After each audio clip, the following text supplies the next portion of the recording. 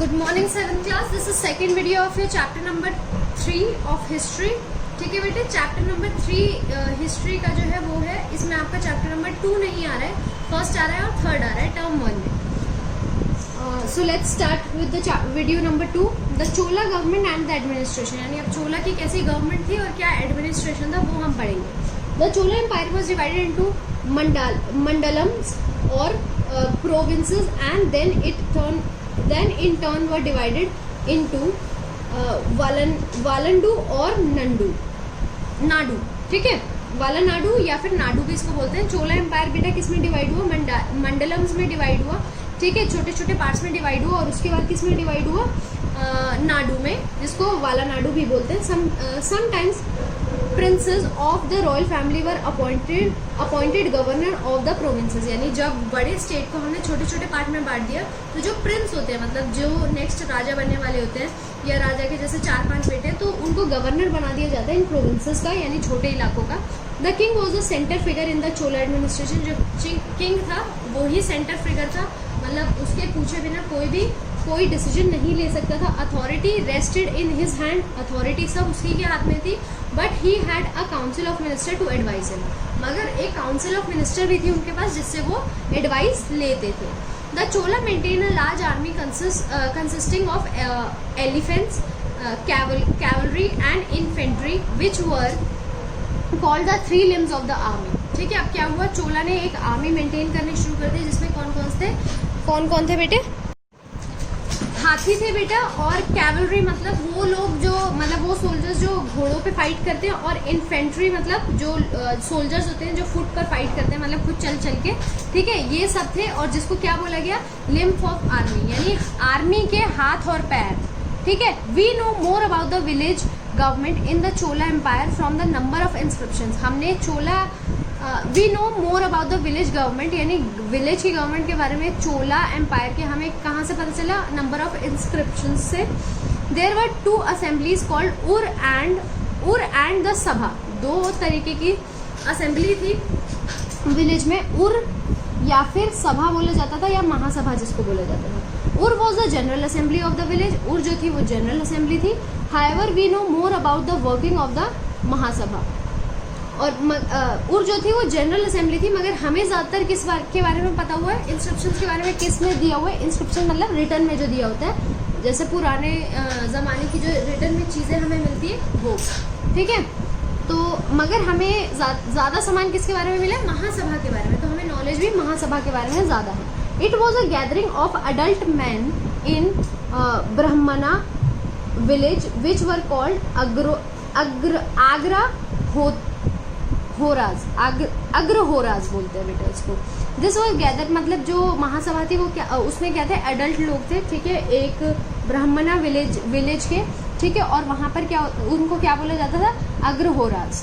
ठीक है, there were the villages settled by Brahmins in which most of the land was rent free. Villages जो थे Brahmins ने settle किए थे, तो इसीलिए काफ़ी सारी लैंड जो थी रेंट फ्री थी, मतलब कोई भी आकर वहाँ रह सकता था, उसको किराया नहीं देना पड़ता था.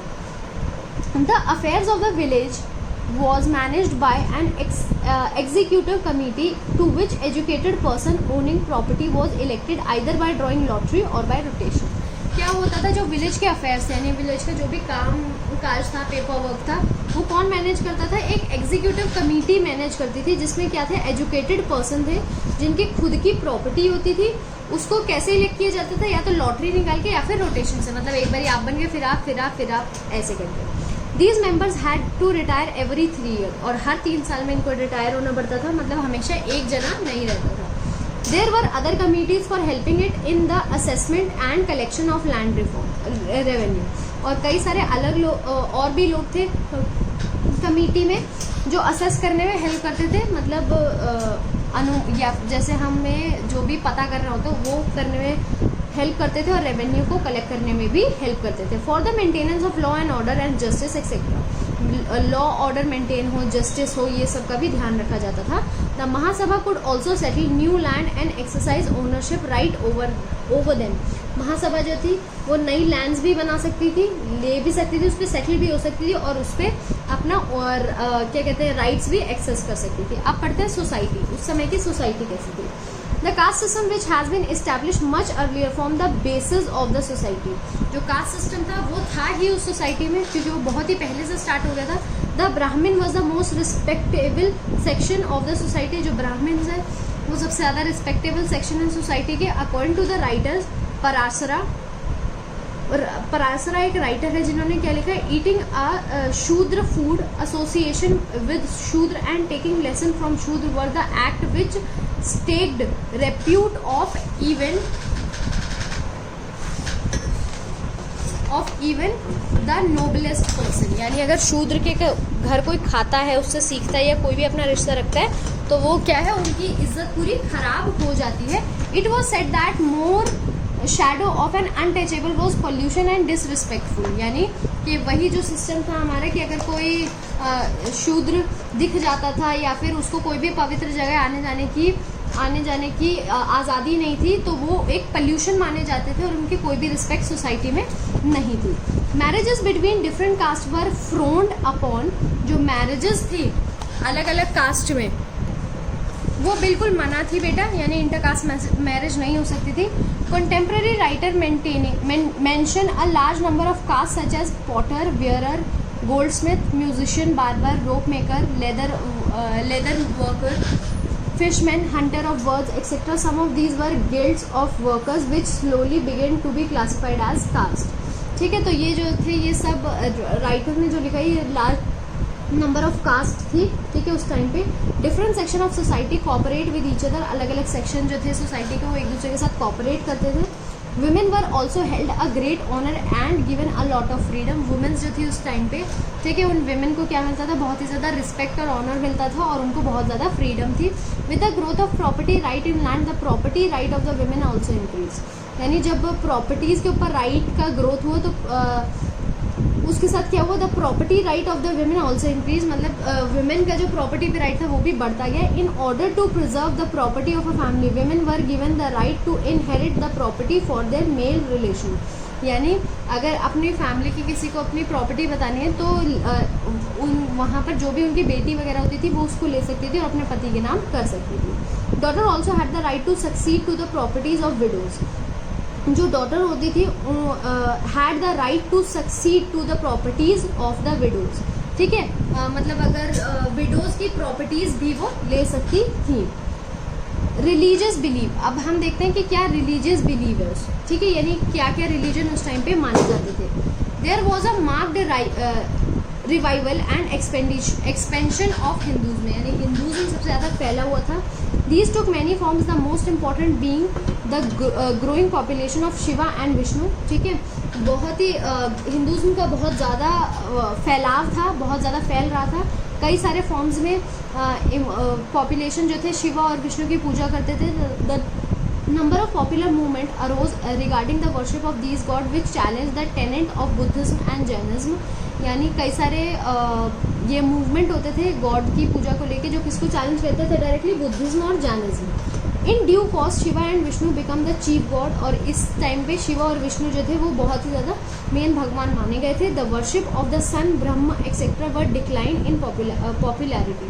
और ब्रह्मा जी की वर्शिप या सन की वर्शिप उस टाइम पे नहीं होती थी। The Alvars and Nayanar saint continues to popularise their sects. और जो अलवाज थे और नारायणा थे वो अपने भगवान को प्रमोट करते रहते थे। Alvars popularise devoting song of Vaishnavism while Nayanar sang hymns of praise of Shiva. यानी एक विष्णु के सॉन्ग आता था और एक Shiva. The Lingayat was another sect of this time. Lingayat एक और सेक्शन था इस टाइम का। Almost all the sects of this time disregard the inequalities of caste. Almost all the sects of this time disregarded the inequalities of caste through they did not try to oppose the caste system. क्या हुआ कि जो cast का discrimination था इससे जो है almost सभी लोग क्या करते थे, सही नहीं मानते थे, मगर ये जो कास्ट सिस्टम था उसको भी डायरेक्टली अपोज नहीं करते थे। ठीक है, मगर मन में कोई नहीं मानता था, मतलब खराब चीज़ मानते थे। The founder of the Lingayat movement was Basawa and his nephew चाना बरसावा, ठीक है। जो फाउंडर थे लिंगियत मूवमेंट के वो कौन थे? बसावा, और उनके नेफ्यू जो है, ठीक है, वो थे the Lingayat were worshipper of god. जो लिंगियर थे वो शिवा के पूजा करते थे। Shankaracharya reformulate the Hindu philosophy during this time. जो शंकराचार्य थे उन्होंने दोबारा से हिंदी फिलोसफी इस समय में लाना शुरू किया। दिस फिलोसफी इज कॉल्ड, और इस फिलोसफी को क्या बोलते थे बेटा? अद्वैतवादा। क्या बोलते थे? अद्वैतवादा। और डॉक्ट्रीन ऑफ नॉन डुअलिज्म, यानी किस चीज़ की? यानी कोई दो धर्मों को नहीं फॉलो करने वाला बट एक को। In the 11th century another famous scholar Ramanuja tried to assimilate bhakti to the tradition of Vedas. और एक और थे रामानुजा जिन्होंने क्या ट्राई किया? भक्ति जो वेदास में लिखी है उस तरीके से। He try to build a bridge on bhakti and the upper caste movement based on Vedas. और उन्होंने क्या किया? ट्राई कि जो भक्ति है वो लोग वेदास के अकॉर्डिंग करें, उसके बीच में ब्रिज बनाने की कोशिश की। The tradition establish by Ramanuja was followed by number of thinkers such as Madhvacharya and Ramanand. और जो ये रामानुजन का ट्रेडिशन था इसको कई सारे लोगों ने फॉलो किया। Nagapattinam and Kanchi were 2 centres of the Buddhist learning. जो नेगापट्टनम और कांची था वो 2 सेंटर्स थे जहाँ पर बुद्धास की लर्निंग होती थी। Various Muslim and Christian community also settle in different part of south India during this period. कई सारे मुस्लिम और क्रिश्चियन भी टाइम के इस पीरियड में यहाँ पर साउथ इंडिया में सेटल हो गए थे। अब हम पढ़ेंगे एजुकेशन एंड लिटरेचर, यानी क्या एजुकेशन और क्या लिटरेचर होता था वहाँ पे। Education of more formulate kind with greater emphasise on secular subject, यानी एजुकेशन जो पढ़ाया जाता था उसमें भगवान के या फिर सेक्युलर जो सब्जेक्ट्स होते थे उसको ज़्यादा फोकस किया जाता था, भगवान की पढ़ाई ज़्यादा होती थी। Continue to be provided at some of the Buddhist viharas, कहीं पर बुद्धिस्ट के विहारास को भी पढ़ाया जाता था। Chola encourage the study of astronomy, philosophy, art, science and grammar. Cholas जो थे उन्होंने किस चीज़ की स्टडी को प्रमोट करना शुरू किया था बेटा? किस चीज़ की स्टडी को?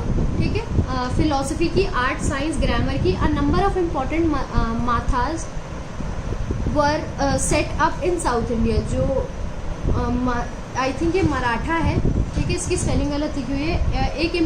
कई सारे important number of important Marathas भी सेट अप हुए थे साउथ इंडिया में, सच एज मदुरई और Sringeri. Various centre of education provide a great impetus to discussion, reason and philosophy being the main subject. ठीक है, कई सारे एजुकेशन सेंटर थे जहाँ पर डिस्कशन होते थे, मगर सब्जेक्ट क्या होता था? भगवान का ही होता था, फिलोसफी होती थी, रिलीजन होता था। ठीक है, Sanskrit was regarded as the language of high culture and a number of king as well as scholars and poet wrote in it. Sanskrit जो थी उसको बहुत ही अच्छी लैंग्वेज माना जाता था। High culture and number of kings as well as scholars of the court wrote in it. और कई सारे स्कॉलर्स जो थे, किंग्स जो थे, वो इसी भाषा में लिखते थे।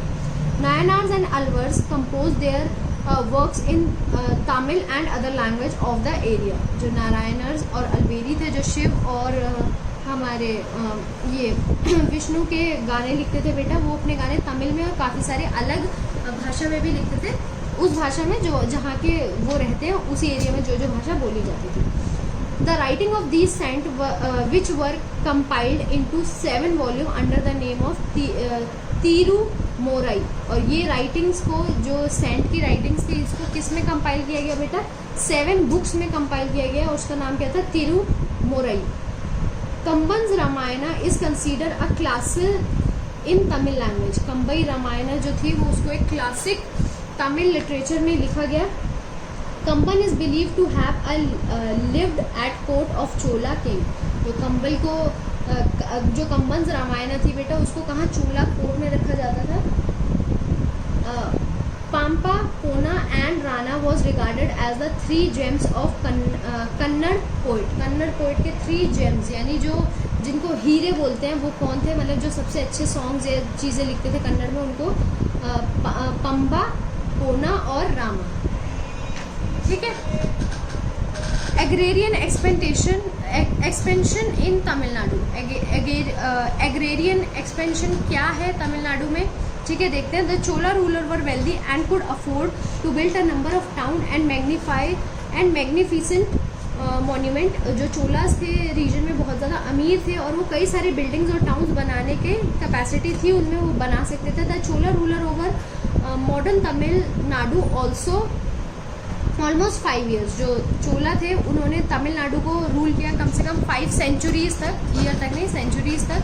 The Chola paid attention to the irrigation. जो चोला थे उन्होंने किस चीज़ के पर अटेंशन दिया? इरीगेशन पे, कि मतलब अगर फसल उगाई है तो उसमें पानी अच्छे से जाना चाहिए। The river Kaveri and other rivers were use for this purpose. Kaveri और बाकी रिवर्स को भी इस पर्पस के लिए यूज़ किया जाता था। Many tanks for the irrigation were also built. जो कई टैंक्स भी बनाए गए इरीगेशन के लिए। Some of the Chola ruler carried out an elaborate survey of India in order to fix the government share of the land revenue. कई सारे चोला ruler ने सर्वे भी किया इंडिया का कि गवर्नमेंट को कितना शेयर मिलना चाहिए लैंड रेवेन्यू का। We do not know what precisely the government share was. और हमें ये नहीं पता है कि क्या गवर्नमेंट का शेयर था। It seems that in the time of Raja Raja one the government share was 1/3 of the gross produce.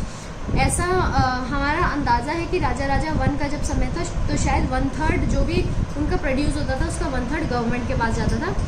Tank system was introduce for irrigation. Tank system introduce किया गया, ठीक है, इरीगेशन के लिए तमिलनाडु में। In villages tank committee looked after the distribution of the water to the field. और tank committee एक बनाई गई जो क्या देखती थी कि पानी का कैसे डिस्ट्रीब्यूशन हो रहा है हर फील्ड में। The self government introduce by Chola villages was a very smooth system. जो सेल्फ गवर्नमेंट था यानी खुद को देखना, खुद को गवर्न करना, चोला विलेजेस में वो बहुत ही ज़्यादा एक स्मूथ सिस्टम था। The period from the 8th to 12th century was not only remarkable for political integration in South but also the noticeable cultural development। सिर्फ political development नहीं हुआ था 8 से 12 सेंचुरी के बीच में, बल्कि कल्चरल डेवलपमेंट यानी कल्चर का भी बहुत ज़्यादा डेवलपमेंट हुआ था। तो बेटा आपका जो वीडियो है वो यहीं पर फिनिश होता है और आपका चैप्टर भी यहाँ पर फिनिश होता है।